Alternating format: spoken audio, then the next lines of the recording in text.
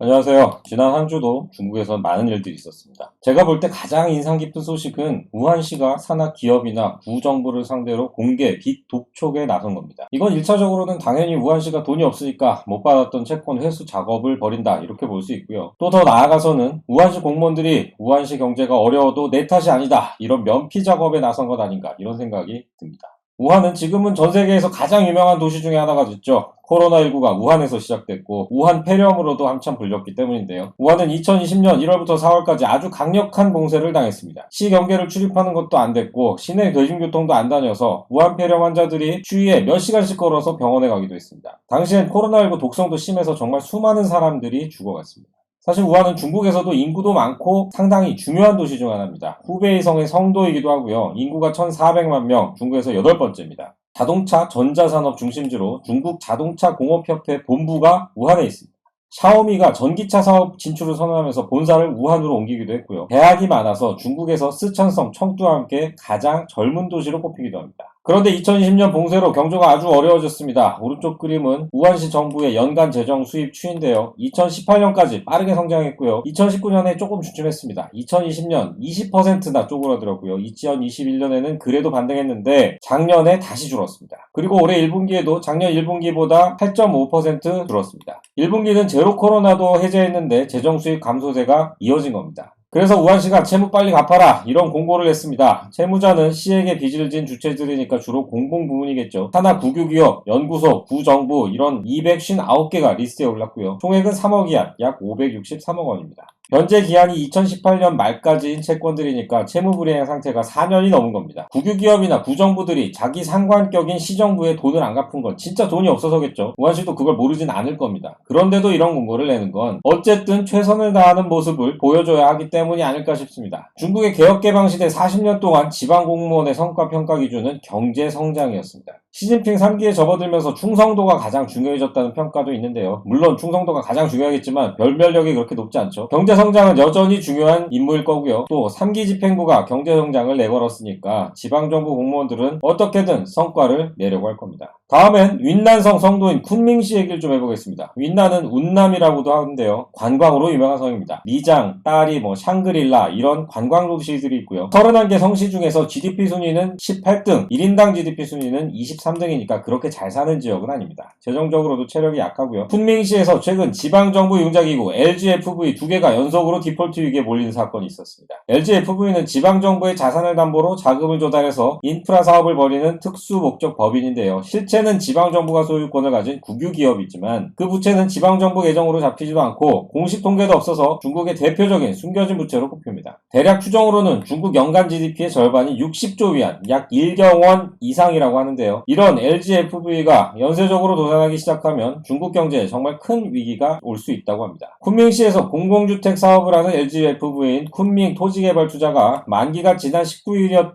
2억 위안, 약 373억 원짜리 회사채를 21일에 가서 상환했습니다. 또 하수 처리장 운영업체인 쿤밍 덴트 투자가 22일 만기였던 채무 10억 위안을 하루 넘겨서 갚았습니다. 두 회사 모두 현금이 말라있는 상태에서 단기 대출 등등을 여기저기서 땡겨서 겨우 갚은 걸로 추정되는데요. 이걸 해석해보면 먼저 LGFV들이 돈을 잘 못 벌고 있다. 그리고 이건 지방정부가 인프라 사업에다가 줄 돈을 제대로 못 주고 있다. 그만큼 지방정부 재정이 나쁘다. 이렇게 볼 수 있습니다. 또 LGFV는 기본적으로 사업 수익성이 낮아서요. 기존 채무를 새로운 채무로 롤오버하는 돌려막기를 하는 게 일반적인데 지방정부 재정이 나빠지면 신용등급이 내려가고요. 지방정부 시중에 연계하는 LGFV의 신용도도 내려갑니다. 조달 비용이 올라가거나 아예 롤오버를 못하는 경우가 발생하겠죠. 쿤밍시의 재정은 어떨까요? 단적으로 보여주는 지표가 토지 사용권 매각 수입입니다. 이 그림인데요. 중국의 지방정부들은 대략 평균적으로 재정 수입의 40%를 토지 사용권 매각 수입으로 충당합니다. 그런데 쿤밍의 토지사용권 수입은 2019년에 915억 위안까지 갔다가 작년에는 123억 위안까지 줄었습니다. 7분의 1도 안 되죠. 게다가 쿤밍의 채무는 작년 말 기준 2230억 위안, 약 41조 원에 달합니다. 빚이 이렇게 많은데 수입이 줄면 점점 감당하기가 어려워질 겁니다. 우한이든 쿤밍이든 그동안 어떻게든 틀어막고 숨기고 했던 지방정부 부채 문제가 이제는 진짜로 터질 때가 된 것 같습니다. 어제는 5월 PMI 구매관리자 지수가 나왔습니다. 많이들 예상하신 대로 4월보다 더 떨어졌습니다. 제조업은 48.8, 서비스업과 건축업을 더한 비제조업은 54.5로 나왔습니다. PMI는 기업의 구매나 인사 담당자들 대상 설문조사로 집계합니다. 이번 달이 저번 달보다 상황이 괜찮습니까? 물어봐서 좋다는 대답이 많으면 50 위로 올라가고 나쁘다는 대답이 많으면 50 아래로 내려갑니다. 좋다 나쁘다 대답이 비슷하면 50으로 나오고요. 그래서 52면 경기 확장, 50 아래면 경기 위축이라고 합니다. 또 원래 원재료 구매 담당자 대상 설문으로 시작한 거라 제조업 중심 지표고요. 또 미래 경기를 예측할 수 있는 선행 지표이기도 합니다. 중국의 제조업 PMI는 지난 4월에 49.2로 떨어졌습니다. 작년 12월 47까지 내려갔다가 리오프닝 기대로 올 1월부터 3월까지 52로 올라갔는데 4월에 다시 내려간 겁니다. 그리고 5월에는 더 떨어졌습니다. 다음 주부터 수출입, 물가, 신규 대출, 소매 판매, 실업률 이런 5월 주요 경제 지표들이 줄줄이 나오는데요. 이미 4월에도 부진했는데 5월도 더 나아질 게 별로 없어 보입니다. 이 오른쪽 그림은 서비스업 PMI인데요. 아직 50 위에 있긴 하지만 빠르게 떨어지는 모습을 보실 수 있을 겁니다.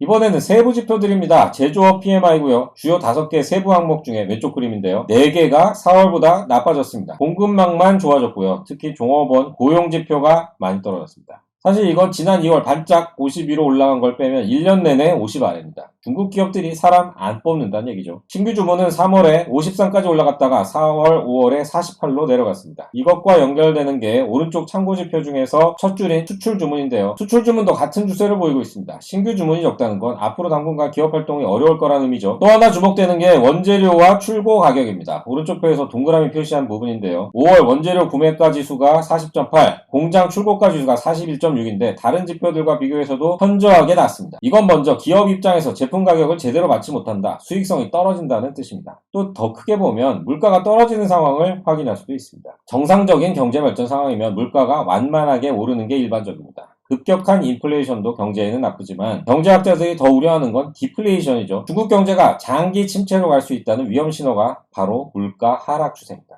관련해서 지난 토요일에 나온 1월에서 4월 누적 공업기업 이익은 작년 같은 기간보다 20%나 줄었습니다. 공업이익은 연매출 2천만 원 이상 기업들을 대상으로 조사하는 제조업 수익성 지표인데요. 제조업이 그만큼 어려운 걸 지표로 보여주고 있습니다. 경제 상황이나 전망을 가장 빠르게 반영하는 건 역시 주식 시장이겠죠. 홍콩 증시와 상하이 선전 증시 사이에 교차 매매 시스템 후강퉁, 선강퉁을 통해서 중국 본토 주식을 거래하는 자금을 북향 자금이라고 합니다. 큰 틀에서 외국인 투자자라고 봐도 되고요. 물론 한국 증시에 투자하는 외국인 중에 검은머리 외국인도 있는 것처럼 홍콩에 나가 있는 중국의 국유 펀드가 당국의 지시를 받고 주가에 개입하는 경우도 있긴 합니다. 북향 자금이 5월에 121억 위안어치를 순매도했습니다. 4월에 45억 위안에 이어서 2달 연속 매도 우입니다. 중국에서 교차 매매가 시작된 게 2014년인데요. 그 이후에 외국인이 2달 연속 순매도한 사례가 작년 9월과 10월에 처음 나타났습니다. 제로 코로나 부장역이 정점에 달았던 때죠. 그런데 지금은 제로 코로나도 풀었는데 또 2달 연속 순매도가 나온 겁니다. 홍콩 항생지수는 리오프닝 효과 대부분 반납했습니다. 작년 10월 15,000선이 깨졌다가 지난 1월 말에 22,000선까지 회복했었는데 지금은 다시 18,000으로 내려갔습니다. 홍콩 증시는 중국 내수를 먹고 사는 빅테크들이 상장했습니다. 본토 증시는 인터넷 업종처럼 상장 자체가 안 되는 업종이 많고 제조업과 금융업 편중이 심해서 중국 기업 전반에 대한 평가는 오히려 홍콩 항생지수나 중국 기업 지수가 더 정확할 수도 있습니다. 그래서 항성지수를 한번 들고 와봤습니다. 그런데 주식시장은 실물경제와는 조금 다르게 움직일 때도 있고요. 그래서 지금이 살 때라고 주장하는 사람들도 있습니다. 대표적인 사람이 홍하오 그로우인베스트 수석 이코노미스트인데요. 홍하오 이 사람은 미국의 금리 인상 기조를 끝내는 시점이 중국 주식을 살 타이밍이라고 주장하고 있습니다. 미국이 금리 인상을 끝내면 외국인 자금도 중국에 들어오고 또 중국의 제조업도 살아날 거라는 예상입니다. 만약에 미국이 침체에 빠진다면 중국 주가가 처음에는 좀 빠지겠지만 미국이나 중국이 부양책을 내놓을 거기 때문에 중국의 주식시장은 반등할 수 있다는 분석입니다.